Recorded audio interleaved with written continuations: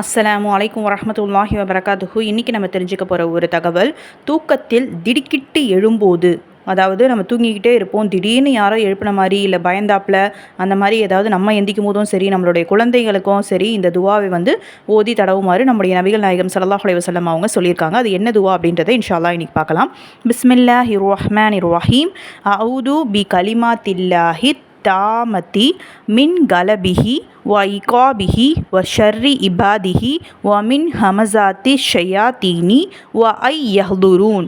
இதனுடைய பொருள், பரிபூரணமான அல்லாஹ்வின் வார்த்தைகளை கொண்டு அவனது கோபத்தை விட்டும், அவனது தண்டனையை விட்டும், அவனது அடியார்களின் தீங்கை விட்டும், ஷைத்தான்களின் தீண்டுதல்களை விட்டும், அவர்கள் என்னிடம் வருவதை விட்டும் பாதுகாவல் தேடுகிறேன். சுப்ஹானல்லாஹ். இன்ஷா அல்லாஹ் நம்ம தூங்க போகிறதுக்கு முன்னாடி இந்த துவாவை ஓதி நம்மளுடைய குழந்தைகளுக்கும் சரி நமக்கும் சரி ஓதி தடவி விட்டு நம்ம தூங்கக்கூடியவங்களா இன்ஷா அல்லாஹ் இருப்போம்.